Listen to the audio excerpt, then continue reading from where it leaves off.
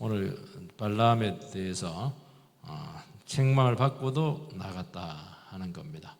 제가 설교를 준비하다 보니까 아주 좋은 예화가 하나가 있어서 한번 소개를 해드리겠습니다. 5명의 그 산악대원들이 미국 사람이었어요. 로키 산맥이 굉장히 높거든요. 눈보라가 너무 심해서 방향을 잃어버렸습니다.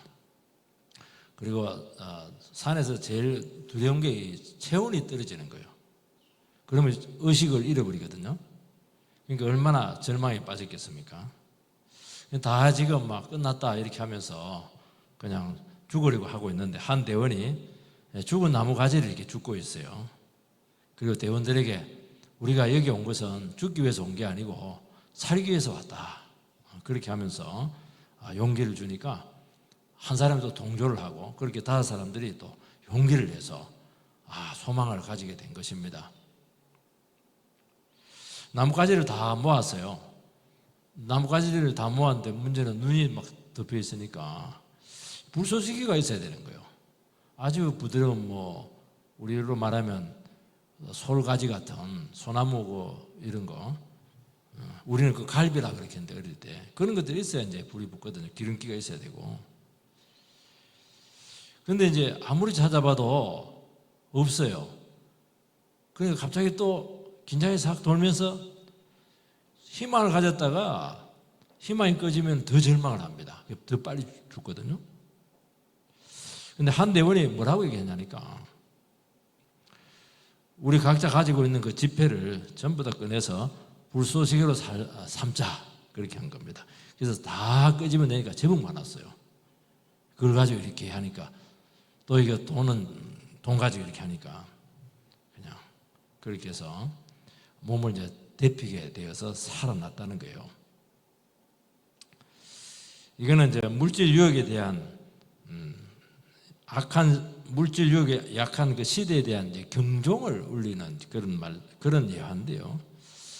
돈이라고 하는 것은 굉장히 필요하지만은 인생에 충분한 것은 아니다는 거예요. 그 말은 뭐냐니까 참 있으면 좋지만은 결정적인 순간에는 얼마든지 돈을 내려놔야 된다는 겁니다. 돈을 내려놓으면은 사는 길이 생기고 또 길이 열린다는 거예요. 왜냐하면 돈의 눈물을 가지고 사람들이 스스로 생명을 죽일 때가 많고 조금 포기하고 그렇게 하면 될 텐데 그게 안 돼가지고 서로 어려움을 겪는 경우가 참 많다는 것을 이야기하는 겁니다. 이 얘기를 하는 이유는 뭐냐면은 발람 선지자도 마찬가지입니다. 그 사람은 얼마나 존귀한 사람이었어요. 부족한 게 없었어요. 그런데 결정적인 순간에 여러 번 하나님께서 물질을 포기해라 돈을 포기했는데도 불구하고 끝까지 안 합니다. 그래서 결국에는 망해요. 이게 이런 일이 있을 수 있다는 거예요. 굉장히 중요하지만은 그 생명보다는 중요한 것은 아니거든요. 그리고 눈이 어두워져 가지고 나귀는 죽음의 천사가 칼을 들고 있는 것을 보는데 요한의 선지자는 못 보는 거예요. 그러니까 나귀 안에 있으면 이미 죽은 거예요. 그게 이미 발람 선지자는 이때 한번 죽었던 거예요. 왜냐하면 눈이 어두워졌거든요. 그러니까 앞에 칼을 들고 죽음의 천사가 기다리고 있는데도 불구하고 전혀 안 보여요. 이게 하나님께서는 죽음의 천사 칼을 들고 있는 그 사자를 통해서 신랄하게 책망했는데도 불구하고 그러면 어떻게 해야 되느냐? 책망이 너무 심해가지고 뜨끔해요. 잠깐 해결을 했는데 그런데도 불구하고 어떻게 하냐? 또 가요. 이게 이제 발람의 문제였습니다. 돌아갈 것 같은데 안 돌아가요. 그래서 결국에는 빼도 박지 못하는 빼박도 못하는 그 죽음의 자리까지 결국에는 가게 됩니다. 이게 발람의 문제였고 우리의 문제였다. 이게 발람에게만 있는 것이 아니거든요. 얼마든지 살 수 있는 길을 여러 번 줬는데도 불구하고 결국에는 빠져나갈 수 없는 그 죽음의 자리까지 들어갔다는 게 중요하다는 거예요. 우리 오늘 세 가지를 살펴보겠습니다. 첫 번째는 하나님께서 눈을 뜨게 한다는 것입니다. 31절 말씀을 같이 띄워주시기 바랍니다. 31절 같이 읽읍시다. 시작. 그때 여호와께서 발람의 눈을 밝히시매 여호와의 사자가 손에 칼을 빼들고 길에 선 것을 그가 보고 머리를 숙이고 엎드리니. 여호와께서 발람의 눈을 밝히시매 되어 있죠. 욕심으로 어두워진 눈을 하나님께서는 밝혔습니다. 이걸 우리식으로 표현하면 정신 차리게 한 겁니다. 정신이 없다가 정신을 차리게 할 때 보면은 하나님이 하십니다. 참 사람이 정신 차리기가 어려운 것 같아요. 욕심에 빠졌을 때는 물질만 보였는데 정신을 차리고 보니까 특징이 하나가 있어요. 정신을 차리고 보면은 어디 빠져 있으면 하나밖에 못 보거든요. 정신을 차리면은 다 보여요. 주위가 다 보입니다. 제일 먼저 앞에 칼을 들고 있는 사자가 보였습니다. 그러니까 사실은 이런 총기가 사라졌다가 총기가 왔다 자꾸 그렇게 해서는 안 되는 거거든요. 하나님의 백성들은 성령 충만해서 계속 분별력 있게 총기 있게 살아가야 되는데 그렇게 하려면 어떻게 해야 되느냐. 처음부터 죄라든지 하나님이 기뻐하지 않는 것이라면 단호하게 거절을 해야 돼요. 그러면 계속 총기가 살아있습니다. 우리 인간의 그 지각이라고 하는 것은 예민하기 때문에 길 가다가 생각 하나 나쁜 생각하면 갑자기 어두워져요. 눈이 침침해져요. 참 이게 금방입니다. 이게. 그러니까 우리는 계속 영적으로 이 문제를 갖고 싸워야 되는 거. 그래서 계속 성령 충만하라. 그건 명령이잖아요. 술 취하지 말고 성령 충만하라. 그 말은 뭐냐니까 영혼이 계속 살아있게 만들어야 된다는 겁니다. 왜냐하면 항상 인생의 문제는 눈이 침침하고 어두울 때 생기기 때문에 문제라는 것입니다. 지금 발람의 문제는 뭐냐니까 하나님 뜻을 알고 있습니다. 안 기뻐하고 있다는 걸 알고 있어요. 욕망을 따라서 가고 있는 겁니다. 안 기뻐하는 거 알거든요. 그런데 꾸역꾸역 자기 고집대로 살아가면 무슨 일이 생겼느냐. 자꾸 사건들이 일어나요. 어떤 사건이 좋은 사건이면 괜찮아요. 이상하게 이해할 수 없는 사건들이 자꾸 일어나요. 그러면서 온갖 일을 만나는 것입니다. 그래서 하나님께서는 무슨 일을 하실 때 하나님 백성들에게 항상 말씀을 먼저 줍니다. 그래야 하나님 뜻을 깨닫거든요. 욕심이고 무리한 것이고 하나님 뜻이 아니고 기도해보고 이런 말씀을 미리 주는 이유는 뭐냐니까 이 말씀을 갖고 쭉 따라가게 되면은 삶이 굉장히 안정적이라는 거예요. 근데 그 말씀을 알면서도 그 말씀을 의심을 하면서 계속 자기 길을 가게 되면은 이상한 일이 생기는데 왜 이상한 일이 생기냐면은 하나님께서 개입을 하시기 때문입니다. 그래서 나중에 뭐라고 하냐니까 나는 열심히 살았어요. 또 원하는 대로 했는데 나중에 보니까 남는 게 아무것도 없었다는 겁니다. 나는 열심히 살았는데 자꾸 삶이 이렇게 위태로워지고 미궁에 빠지기도 하고 자꾸 어려워지더라는 겁니다. 여러분 하나님이 진짜 함께 하시고 우리의 삶을 지지하시고 기뻐하시는 일이면요 안 되는 것도 되게 합니다. 길이 막혔는데 열려 있어요. 준비가 안 되는데 이미 준비가 다 돼 있어요. 돈 없어도 해요. 근데 하나님 안 기뻐하면 다 돼 있는데 안 돼요. 돈도 있고 힘도 있고 기회도 있고 사람도 있는데 안 돼요. 희한하게 안 돼요. 그게 왜 그러냐니까 하나님께 개입하시기 때문에 그리 하지 말라는 것입니다. 그리고 참 순종적이고 주의 뜻에 따라서 살아가는 그 영혼들을 바라보면서 잘 풀리는 거예요. 그러니까 내 속에 막 시기심도 막 일어나게 되고 하나님께 그 시기심이 일어나게 한 이유가 뭐냐니까 저 사람처럼 니도 그렇게 겸손하게 주의 말씀 순종해서 그렇게 살아가는 것이거든요. 근데 또 그걸 무시하는 거예요.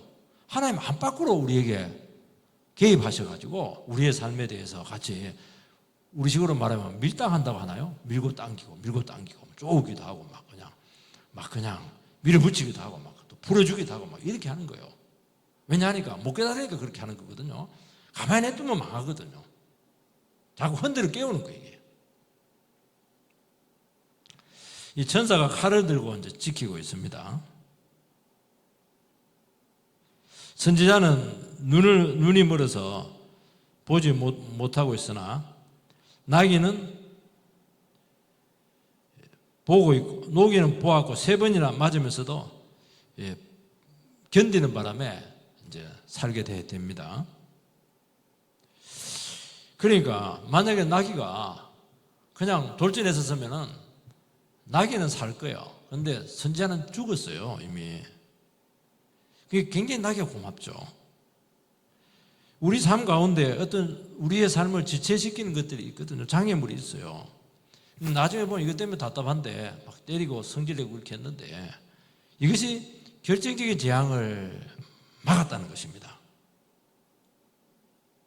예를 하나 들어 보겠습니다. 잘 나가던 사업이죠. 망할 수 없는 사업인데 망해서 굉장히 낙심을 하게 된 것입니다. 그래서 이제 결국에는 이제 할 건 없고 집에 있게 되었는데 문제는 뭐 집에 있다 보니까 집안 문제가 이게 굉장히 심각하다는 것을 그때 안 거예요. 아내는 우울증에 걸려 있고 지금 결별할까 말까 일보 직전이고 자식들은 보니까 게임 중독에 빠져 있고 문제 청소년이 다 되어 있는 겁니다. 그동안 가정을 팽개치고 사업한다고 이렇게 하다 보니까 집안 문제가 전혀 보이지 않았어요. 그리고 집안 식구들 하소연했죠. 아내도 하소연하고 이렇게 했는데도 불구하고 전혀 그게 귀에 안 들어왔어요. 왜냐하니까 나는 목표가 있고 나는 이루어야 될 꿈이 있기 때문에 이 사업에 성공을 해야 되기 때문에 그렇다는 거예요. 그래서 충격을 받고 회개하고 그러면서 이제 작은 가게부터 다시 이제 일어서기 시작했다 하는 것이죠. 여러분요, 우리가 일단 한번 우리 삶에 중단이 된다든지 지연이 된다든지 이렇게 되면은 안 보이던 것이 이제 보입니다. 혜민스님이 이야기했잖아요. 멈추면 보이는 것들 완전 히트를 쳤는데 그건 당연한 거예요. 멈추면 보이는 거예요. 우리의 인생의 문제는 뭐냐니까 어디 눈에 씌어버리면 멈추질 않아요. 멈추면 안 되는 거예요. 쓰러지니까 막 끝까지 이제 질주를 합니다. 하나님께서는 딱 지연을 시키고 방해물을 주기도 하고 사고도 일어나게 하기도 하고 어떻게 보면 병으로 그냥 치기도 하고 이렇게 하는 거예요. 그러면 우리는 막 원망불평하면서 어쩔 수 없이 내 자신을 보게 되고 가정을 보게 되고 우리 주위를 볼 수밖에 없어요. 하나님께 그렇게 하시는 이유는 미리 끝까지 가가지고 박살나는 것보다는 미리 작을 때 쉽게 바꿀 수 있을 때 미리 보고 가는 것이 훨씬 낫다는 것입니다. 하나님께서는 죽일 의도가 전혀 없습니다. 그리고 나귀로 제지를 했습니다. 우리의 길이 이제 막혔을 때 우리는 주위를 이제 살펴보시기 바랍니다. 주의 뜻대로 살아가면서 이제 어려움이 생기면은 위로의 하나님이 우리를 기다리고 있어요. 근데 주의 뜻을 버리고 욕심대로 막 열심히 살다가 어려움을 겪게 되면은 어느 하나님을 만나느냐 하면은 그 진노의 하나님, 정의의 하나님을 만나는 겁니다. 하나님도 좀 종류가 달라요. 참 신앙 때문에 고난받고 핍박받으면은 하나님께 순간순간 우리를 찾아오셔서 위로하시고 눈물을 닦아주시고 격려하시고 소망을 주시거든요. 그런데 뭐 하나님 뜻도 아는데도 불구하고 막 그냥 욕심대로 가고 야망을 추구하고 그냥 하나님 말씀 상관없이 막 그냥 자기 길을 걸어가고 이렇게 하면은 항상 두려워요. 하나님이 두려워요. 왜냐하면 정의의 하나님이시거든요. 마음속에 늘 갈등을 준다는 거예요.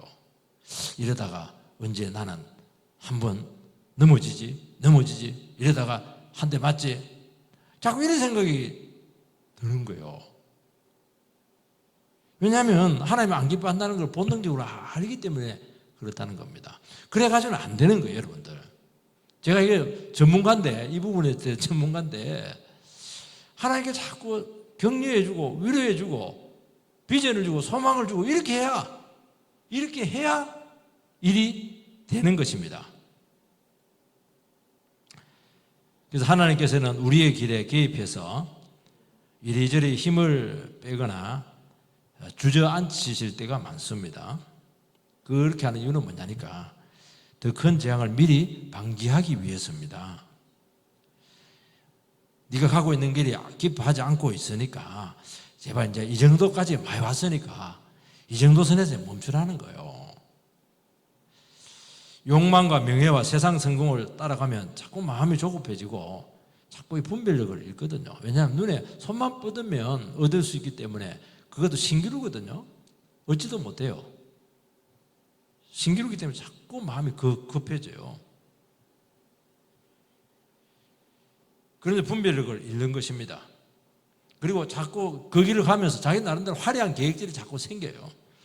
여기에서 이번에 이거 성공해가지고 다음 단계에 이것을 해서 다음 단계에 더 크게 해서 한국에서 독보적인 뭐가 되겠다. 뭐 그런 자기 나름대로 자꾸 계산이 자꾸 나와요. 그래서 자꾸 마음이 들뜨는 거예요. 그걸 말씀하고 있는 거죠. 주님께서는 뭐라고 하냐니까 반대로 합니다. 너 이 상태에서 들어가면 진짜 진도가 떨어질 수밖에 없다. 주님께 반대로 가는 겁니다. 지금 돌이키라. 지금이 마지막이야. 거의 마지막이죠. 그냥. 주님께서 우리의 길을 막고 갈등을 주시고 자꾸 이렇게 두려움과 염려를 주시고 이럴 때는 그렇게 하는 이유는 뭐냐. 하나님께 막고 있는 것도 있지만 우리가 무슨 일을 하고 삶을 돌이킬 때는 명분이 있어야 돼요. 명분이 있어야 되거든요. 심지어 교회를 나갈 때도 명분이 있어야 되거든요. 왜냐하면 명분 없이 나가면 계속 갈등을 해요. 미련이 생기고. 왜냐하면 이유가 없거든요. 여러분들 그래서 항상 무슨 일을 하고 움직일 때를 보면 하나님께서 인도를 받고 지시를 받으라고 하는 이유는 뭐냐니까 그래 해도 돼요. 그래 하고 나서 문제가 있다니까요. 하나님께서 기뻐하지 않는데 내가 했나? 내 마음대로 한 거 아니야? 그래 가지고는 안 되거든요. 하나님께서 확실하다 이렇게 해야 그 다음 단계 일이 되거든요. 그래서 중요하다는 거예요. 그래서 하나님께서 자꾸 우리 길을 막을 때는 하나님께서 그만둬야 될 명분을 자꾸 주는 거예요. 좋죠? 마음만 보면 얼마든지 돌이킬 수가 있는 거예요. 이게 하나님 우리를 사랑하시는 방식입니다. 참 감사하죠. 하나님께서 하나님 뜻 가운데 돌아올 때까지 막 밀고 당기고 막 풀어줬다 쪼았다가 윽박지를 했다가 책망했다가 또 막 같이 그냥 두려움을 줬다가 막 마음이 계속 흔들리게 하는 겁니다. 이게 참 하나님의 우리를 가장 사랑하는 그 방식인 줄 믿으시기를 바랍니다. 첫 번째가 우리가 하나님이 우리의 눈을 뜨게 했다는 것인데요. 두 번째는 하나님께 결정적인 순간에는 아주 신랄하게 책망을 하신다는 것입니다. 32절, 32절, 33절 말씀을 띄워주시기 바랍니다. 같이 읽읍시다. 시작. 여호와의 사자가 그에게 이르되 너는 어찌하여 내 나귀를 이같이 3번 때렸느냐 보라 내 앞에서 내 길이 사악하므로 내가 막으려고 나왔더니 나귀가 나를 보고 이같이 3번을 돌이켜 내 앞에서 피하여 넣었느니라. 나귀가 만일 돌이켜 나를 피하지 아니하였다면 내가 벌써 너를 죽이고 나귀를 살렸으리라. 여호와의 사자가 발람의 그 제된 모습을 말을 합니다. 구체적으로 네가 나귀를 3번 때렸다. 네가 가는 그 길은 사악한 길이다. 하나님께서 너를 막으려고 나를 보냈다. 너 나귀 아니었으면 이미 죽은 목숨이다. 그동안 있었던 일을 아주 구체적으로 생생하게 아주 그냥 들려주고 있습니다. 적나라하게. 왜냐하면 사람들은 자기 자신이 했던 그 모습들을 잘 몰라요. 내가 뭐가 문제가 있지? 이게 문제라는 거예요. 왜냐하면 욕심에 빠져있기 때문에 못 보는 겁니다. 그래서 그냥 대충 설명해 줘가지고는 그냥 헐게 되었습니다. 하나님께서 딱 결정적인 순간에 했을 때는 적나라하게 책망을 합니다. 너 나귀보다 못해. 너는 나귀보다, 나귀가 고집이 굉장히 세대요. 너 뭐 고집이 막 나귀 저리 가라다. 왜 이렇게 미련하고 깨닫지 못하냐? 내 길이 사악하다 이렇게 되어 있는데요. 인간에게 사악하다 이런 말을 할 수가 없죠. 인간에게. 너는 정말 불순하고 인간으로 해서는 안 될 짓을 지금 악행을 지금 자행하고 있다고 그렇게 이야기하는 겁니다. 그들 보면 뭐 아닌 것 같거든요. 응답받고 가기도 하고 가서 또 축복 말도 할 수도 있기도 하고 명물이 좋은데 하나님 그렇게 안 봐요. 너는 정말 사악한 놈이다 그냥. 정말 네 속에 그냥 꼬름하고 불순하다 지금. 그 2001년도인가 그 9.11 테러가 생겼잖아요.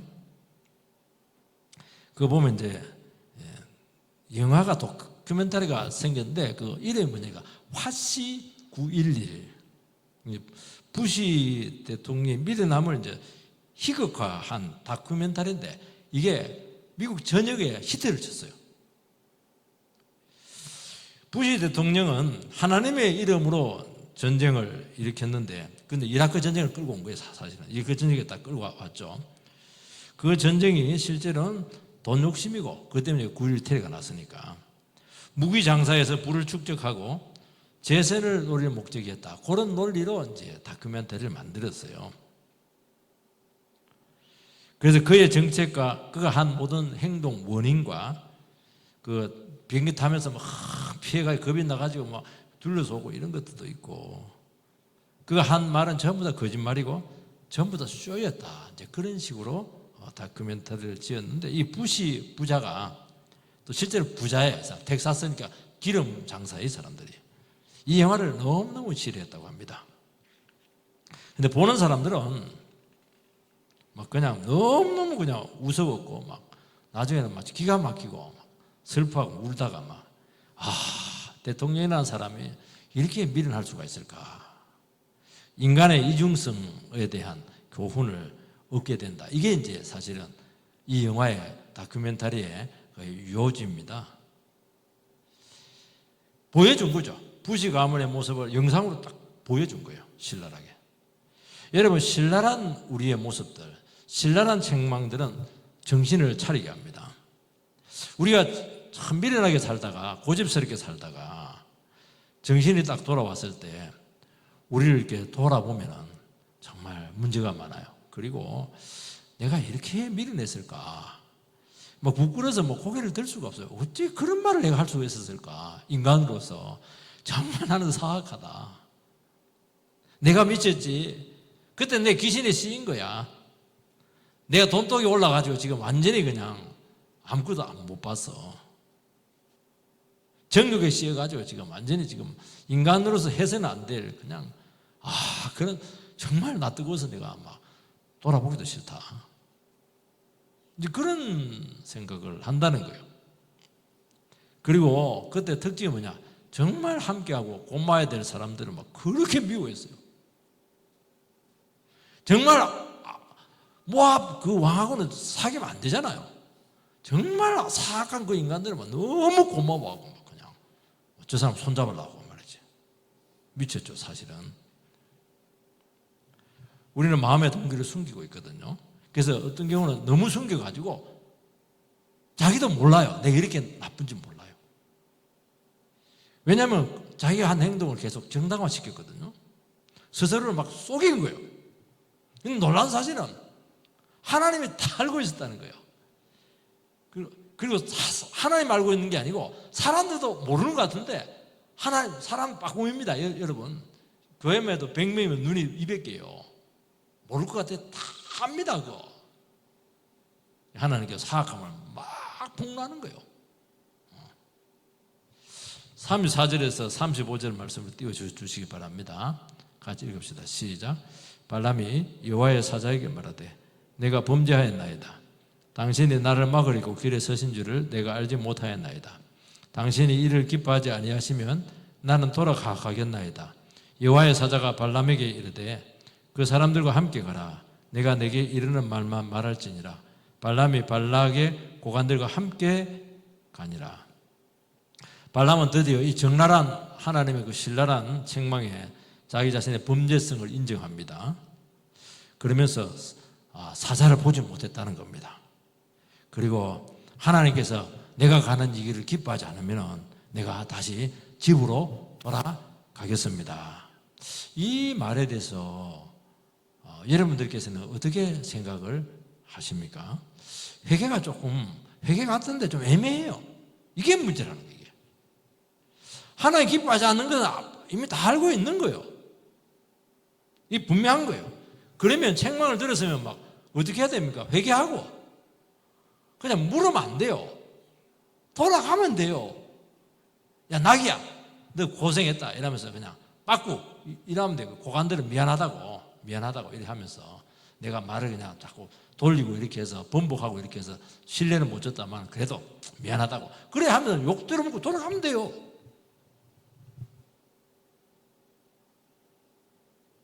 이 사람은 하나님이 두렵고 자기 자신의 한 행위가 너무 부끄럽고 잘못을 인정을 합니다. 근데 문제는 뭐냐니까 진정한 회개가 아닌 이유는 그 이후의 삶이 바뀐 게 없어요.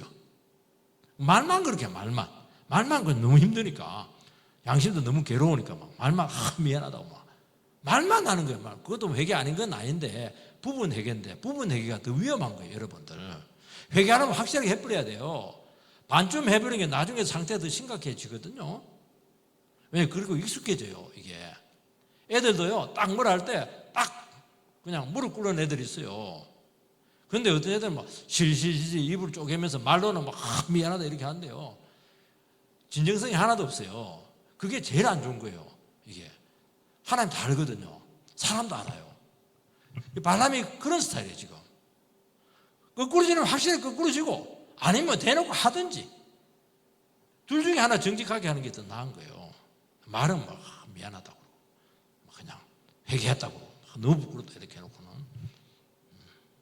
행동은 하나도 안 바뀌었어요. 그게 문제라는 거예요. 여러분 하나님께서 우리 정신 차리게 하면은 얼마든지 회개할 수가 있어요. 도와줍니다. 그래서 깨우치는 거거든요. 근데 내면에 동욕심이 있고 명예욕이 있고 교만이 있고 그것을 고백하고 구체적으로 빌어야 돼요. 뭐가 잘못됐는지. 내가 실실실 쪼개고 있습니다. 그거 가지고 심각하게 하나님 앞에 고백하고 빌어야 돼요. 이것 때문에 얼마나 사람들을 속였습니까? 하나님 마음을 얼마나 아프겠습니까? 한 달 회개해야 되고. 내 속마음을 들켰습니다. 잔머리 굴리는 게 내 들켰어요. 이거 잔머리 얼마나 잘 굴리는지 몰라요. 부분적이고 일시적인 회개는 잠시 죄를 누그러뜨리지만은 더 큰 죄로 나가게 한다는 것입니다. 여러분 진정한 돌이킴과 변화가 없는 회개는 우리의 상태를 더 악화시키는 것입니다. 그게 왜 그러냐니까 미련이 남아서 그래요. 미련이 없어야 되거든요. 그게 말이 분명치가 않아요. 말이 분명해도 틀렸습니다. 아닙니다. 잘못했습니다. 돌아가겠습니다. 딱 이렇게 해야죠. 안 하겠습니다. 딱 얘기해야죠. 당신 이러면 뭐 내가 이리 하고 그건 아니에요. 당신은 당신 문제고 그 사람은 그 사람과 하나의 문제고 나는 내 문제예요. 내 문제. 나는 안 하겠습니다. 그렇게 해야죠. 자꾸 다른 사람 핑계대고 그렇게 하면 안 되는 거예요. 자꾸 말로 떠보고 찔러보고 한번 밀당을 해보고 한번 노크 해보고 그러니까 해결이 안 되는 거예요. 이게. 그런 게 어디 있어요. 내가 하나님 앞에 있잖아요. 하나님 앞에서 지금 내 문제를 지금 다루고 있는 것이거든요. 하나님께서 이렇게 나오니까 어떻게 응답하냐니까 알았다. 네 속마음 알고 있으니까 가라. 가서 실컷 고생해라. 그 말이에요. 이 말이 지금. 그리고 가서 하고 싶은 말 못한다. 조건은 다 하나님께서는 절대로 한 개를 끊어 마음대로 못하게 합니다.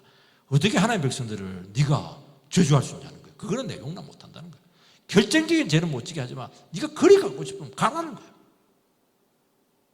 그리고 입에 넣어주는 말만 해라. 왜냐하니까 자기 해석해서 얘기할 수 있거든요.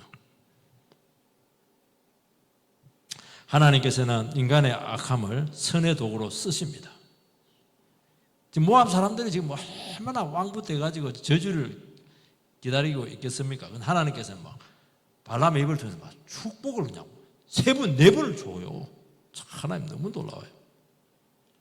아무리 악한 자들이 관계를 꾸밀지라도 하나님의 섭리로 축복이 되게 하실 수가 있는 분이십니다. 근데 발람 선지자는 이 정도까지 갔는데 결국에는 또 가요.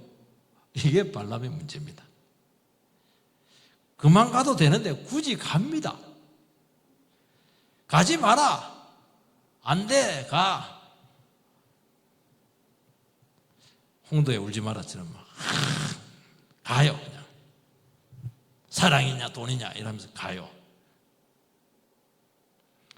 여러분, 욕심과 미련이라고 하는 것이 결국에는 우리를 갈 때까지 가게 한다는 것입니다. 성경에 보면은 이렇게 해서 폐가 망신하는 사람들 많거든요. 이렇게 미련 가지고 욕심 부려 가지고 하나님 뜻도 안 되랬다 망한 사람들 천지예요. 성경에 있는 게 아니고요. 우리 교회 오신 분들 전부 다 과거에 그 뭡니까? 다 그 이력들이 다 있어요. 실패한 이력들. 눈만 뜨면 다 알 수가 있어요. 왜 몰라요? 다 알죠. 얼마든지 그만둘 수가 있습니다. 사람들 또 이야기를 해줘요. 근데 사람들은 안 되는 거예요. 자기가 굳이 가봐야 된다는 거예요. 갈 때까지 내가 가보겠다는 거예요. 그게 문제예요. 그게 그리 미련한 거예요.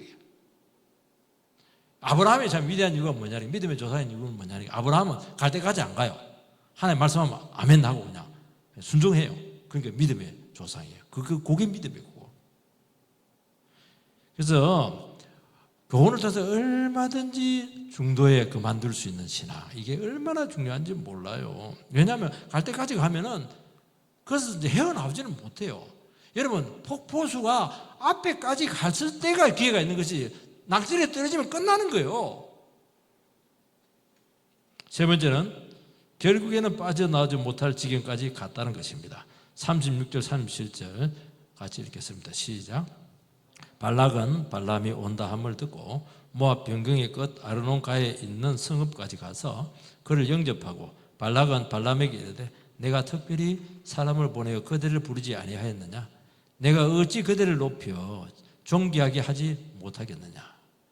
모압 왕은 오니까 막 얼마나 가슴을 졸였겠어요. 오니까 막 너무 기뻐가지고 그냥 경계선까지 와서 국빈대우를 합니다. 환대를 하죠. 이것 때문에 가는 거예요.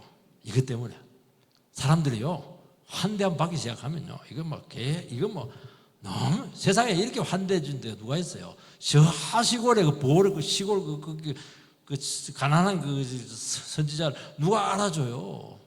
근데 막 모압 왕이 막 나와가지고 이번에 보니까 대통령은 보니까 막 그냥 그 빈살만 왕이 그냥 운전을 해서 태워주고 비행기가 뜨고 이렇게 했더라고요. 그냥 너무너무 그냥 기분 좋죠. 혼을 다 빼놔 버렸어요. 속을 다 빼줘요. 왜 그렇게 환대합니까? 어차피 네가 다 빼먹을 거 알기 때문에 그렇게 하는 겁니다. 술집에 가면 막 오빠 이러면서 속 다 빼줘요. 부인은 늘 바가지고 이렇게 한대. 왜 그 여자들이 그냥 그렇게 혼을 다 빼게 만듭니까?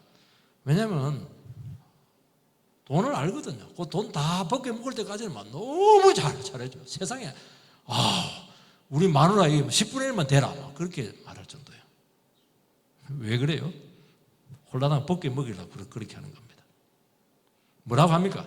내가 특별히 사람을 너한테 보냈다. 신경 많이 썼다네 지금. 그대를 높여서 존귀하게 하지 않겠는가? 돈 있고 힘 있는 사람들은 착각을 하나 하고 있는데 자기가 사람을 존귀하게 하면은 사람들이 존귀해진다고 착각을 해요.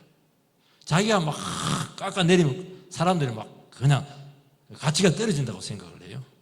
아닙니다. 높이고 낮추시는 분은 하나님밖에 없어요. 사람이 아무리 짓밟아도요, 하나님이 존귀하게 하면 존귀하게 되는 거예요. 한나가 그 얘기했잖아요. 사람은 여기에서 오는 겁니다. 많이 속아요. 여러분, 사람은 사람을 높이지 못합니다. 똑같은 죄인이 뭘 높일 게 뭐가 있습니까? 다 흑심을 갖고 그렇게 하는 것이죠. 아부하는 것이고 막 그냥 뭔가 얻을까 싶어서 그렇게 하는 것이죠. 이 사람과 손잡으면 내가 인생이 펼 수가 있다, 클 수가 있다. 큰일 나는 거예요. 왜 그 사람은 손을 잡아요? 그렇게 딱 걸려드는 거예요. 여러분, 세상 공짜 없습니다. 이런 사람들은 완전히 전문가들이에요. 사람 이용해먹는 전문가들이에요. 실컷 이용하고 이용 가치가 없거나 또 그 사람이 위험에 처하거나 책임질 수 없는 상황이 되면 바로 그 사람부터 버리는 거예요. 사람이 그걸 몰라요. 잘해주니까 중요한 자리에 앉혀놓고 이렇게 하니까 굉장히 혼이 빠지고 이렇게 하는데 공짜가 아닙니다. 그거 절대로 공짜가 아니에요. 하나님만이 높이는 거예요. 하나님이 우리를 세우는 거예요. 하나님만이 우리에게 우리의 인생을 책임을 쥐는 것입니다. 그것만 알고 있어도 이 홀리지 않아요. 완전히 홀려버렸잖아요. 지금 뭐라고 하고 있습니까? 네가 적시 오지 않은 거 굉장히 내가 섭섭했다는 거예요. 뭐 연애하고 있습니까 지금? 오라고 할 때 딱 오면은 몸값이 정상인데 몇 분 빼버리면 몸값이 2배, 3배로 올라가는 거예요. 네가 안 오는 바람에 몸값이 그냥 몇 배 뛰었다 아마. 뇌물이 작아서 그렇지. 뇌물 많이 가져갔잖아요. 왜 그랬냐? 내가 약속한 거 왜 믿지 못하냐? 아우 섭섭하다. 여러분, 악한 자가 한 약속은 믿으면 안 됩니다. 믿을 게 따로 있죠. 신실하지 않는 사람을 누가 믿어요? 그거 믿기라는 거예요. 믿기라는 거예요. 섭섭하다고 말이죠. 발람은 오긴 왔지만 하나님 주신 말씀 외에는 다른 말 않겠다. 그렇게 자기를 방어하는데 벌써 힘이 쫙 빠져버렸어요. 여기까지 가면 안 되는 거예요. 발람은 지금 막 하나님은 너의 입을 내가 붙잡고 있다. 그렇게까지 이야기했거든요.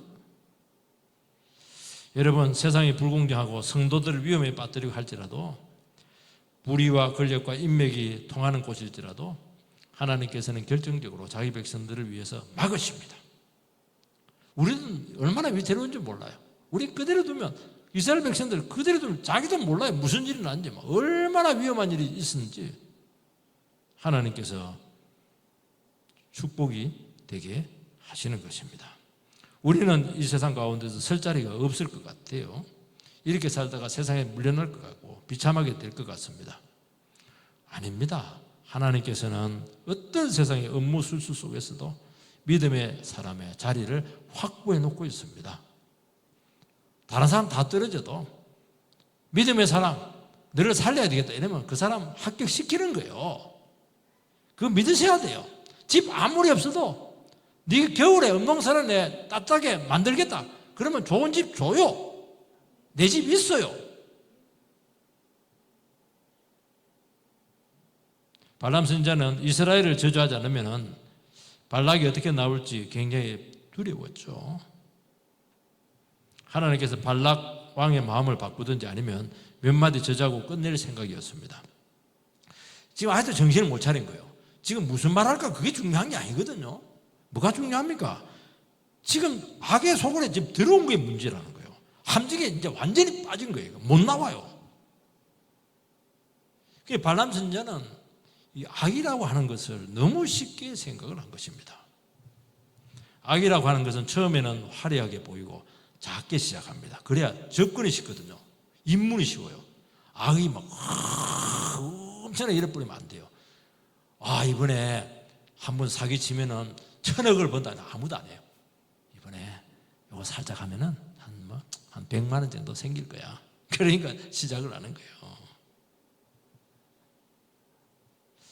돈을 조금 주면서 그동안 얼마나 고생을 했냐고 막 쓰라고 돈 100만 원 지금 쓰라고 이렇게 하는 거예요.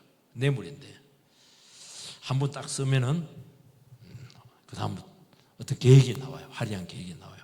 이번에 1000만 원짜리가 있는데 이거 굉장히 좋은 거야. 다 떼이는 건데 사기인데 그리고 빼도 박지 못할 요구를 결국에는 해요. 근데 받아 먹는 게 있어가지고 거부를 못해요. 여러분, 악이 얼마나 지배하고 무서운지 깨닫지 못했다는 것입니다. 그래서 성경에서는 뭐라고 하냐니까, 죄는 그 모양이라도 버려라. 사람들 딱 보니까 저 사람이 죄 언저리 왔다 갔다 한다는 거예요. 우리나라 사람도 그렇잖아요. 가수원집에 가수원 길 갈 때 갓도 손대지 말라는 거예요. 썰이 할지 모르고 착각을 주기 때문에 그렇게 한다는 거예요. 그래서 술집 같은데 얼쩡거리고 그러면 안 돼요. 안 했다고 해도 안 돼요. 죄는 모양이라도 버리라는 거예요. 그래서 미리 말씀으로 결단을 내리고 하나님이 아니라고 한 것은 쳐다보지도 않아야 될 줄 믿습니다. 우리는 자꾸 계산을 하거든요. 잔머리를 자꾸 굴린다는 거예요. 자기 식대로 이익을 생각했다가 한 번 걸려들면, 악한 자는 전문가입니다. 한 번 걸려들면 목숨이 끊어질 때까지 끌고 갈 수 있는 아주 악한 능력이 있어요. 한 대 받는 거 하지 마세요. 대접 받는 거, 여러분 아무도 대접 안 해주는 거 굉장히 감사하시기 바랍니다. 공짜 아니에요. 그거. 한 대가 클수록 위험도가 팍 높아져요. 얼마나 책임이 큰데요. 그렇게 해서 주님이 주신 대로 참 하나님 앞에서 믿음으로 살아가서 욕심 부리지 말고 감사하면서 승리하게 되기를 주의 이름으로 축복합니다.